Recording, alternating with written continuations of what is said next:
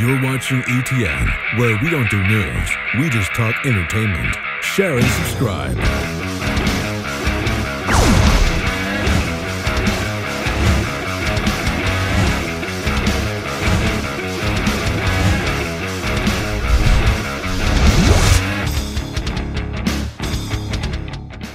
Hey guys, welcome to Entertainment Talk Nation. This is Rob. This video, we're going to do our review for episode 12 of Gotham. And you know what's funny? I just finished watching this episode a little while ago, and I'm still trying to figure out whether or not I actually liked it. Because there were some parts that I thought were absolutely phenomenal, but there were some parts that kind of had me scratching my head.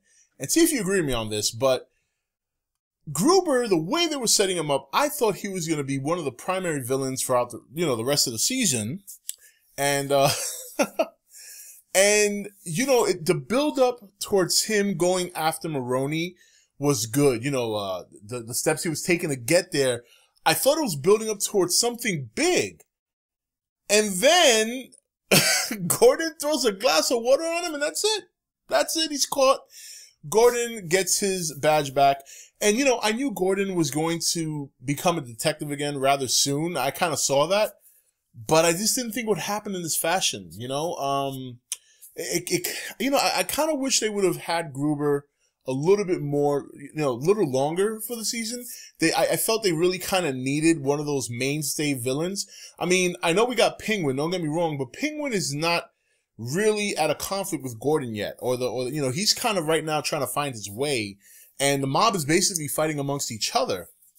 So I kind of thought the Gruber thing was built up, but then it was kind of just, I don't know, like, I guess what I'm trying to say is I feel like the rug got pulled from underneath us, you know what I mean? But it's, I'm still trying to figure out how I feel about that scene, because when he first threw the water at him, I started cracking up. Because it was just so funny. Here's this guy, super intelligent, pulled off this major scheme, and he gets done in by a glass of water? I don't know. But, with that said, I thought the other element of the story for this episode was really good. And, Falcone coming very close to being done in by Beauty. And, of course, Penguin, his biggest trump card, finally eats the fish. No pun intended there. But, now I'm not saying that Fish Mooney's over with. I do think we're going to see more of her. Obviously, if you saw the highlights, she looks like she's going to be tortured, but I have a feeling she might get out of that. And if you saw some of the commercials throughout the episode, you'll see that Robert Lord Taylor is talking about a fight scene or an action scene involving Mooney, which I'm only assuming we're going to see next episode. So there's a chance that we might see her for a while yet, which is fine, because I really, as I've said throughout this whole season, I really like Jada Pinkett Smith as Fish Mooney. I thought she's done a great job, so I'm looking forward to seeing more of her. But I gotta say, I don't know how much more of her we're gonna see. So, the one thing I gotta say though, I'm kind of surprised that Maroni is still around. This guy is not that bright. You know what I mean? Like, he, to me, is not the brightest criminal. I mean, so I'm surprised that he has made it this long, but I think his days are numbered as well. Now, Gordon and, and I keep forgetting this lady's name because it's only the second time I've seen her, and they haven't shown too much of her. But I'm talking about the doctor from the female wing of Arkham. So now they seem to be having something that's established. To me, it looks like Gordon has completely forgotten about Barbara. And you want to know something? For better. Because, obviously, Barbara ran off with Montoya. Montoya dumped Barbara. And now we see that Barbara is trying to stay with her parents for a little while, try to collect herself and get her shit together. And you know what? I don't think there's any, I don't want to say there's no chance for Barbara and Gordon. And I know there's some hardcore Batman fans out there that probably don't like this portion of the story element. And I can understand that. Barbara has been with Gordon, I know she's, in the comics, and I know that also, obviously in the movies, they've been together. But if you remember, Dark Knight Rises, she did leave him. So we'll see what happens there. Now, Edward Nygma, very interesting. He's obviously had a crush on Kringle, I think her name was Mrs. Kringle, or Miss Kringle, I should say, for quite some time. She's always creeped out by him. And, it's funny, when he walked away and he overheard her say how weird he is, to me, I kind of felt like that was the little thing that's going to probably start off with Edward Nygma.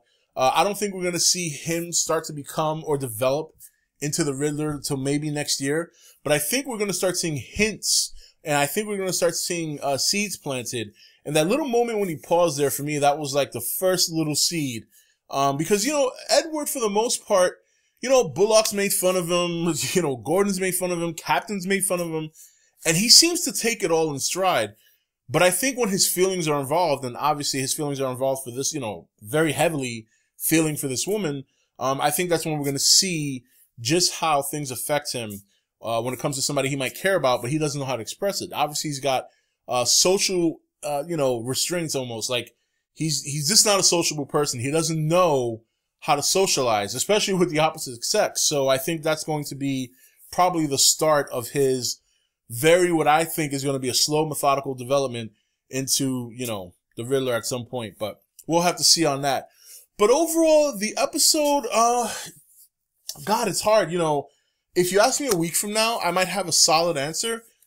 On one end, I thought the Gruber storyline was handled a little odd, you know, because the way they were setting it up, it looked like he was going to be a villain that was going to be around for a while, maybe a nuisance to Gordon and Bullock. And not only did he come down pretty fast, he came down to a glass of water. It was so comical. I'm still trying to figure out whether or not I liked it or not. But I guess laughing at it was the best reaction, but I can't say if it was a laugh. It's just hard to explain. I'm sure somebody's out there had to feel the same way about that scene. You know, here he is talking up this whole thing, and then Gordon's like, yeah, I hate losing, splash. And it's like, what? But on the other hand, the ending with Falcone, Liza, Fish, the Penguin coming in and literally getting the last laugh, and Falcone choking her out, which I knew he was going to kill her. You know, that was a very, very interesting ending. It was very good. That's actually been some of the best parts of the show so far. It has been the conflict between the organized crime and Gotham. So it's going to be even better when they finally get back to Gordon concentrating on the organized crime and seeing how that's going to play out. But overall, I thought it was a good episode. I did enjoy it. I did like the ending. I'm a little bit more interested right now in what's going on with the organized crime than I am with whatever's giving, Gordon trouble. But I still enjoy watching Gordon and Bullock do their thing together. They're a great duo. I continue to enjoy and have fun watching them. And overall, I'm enjoying the show. I think it's gotten better progressively, which is a good thing. And we'll see what happens next episode.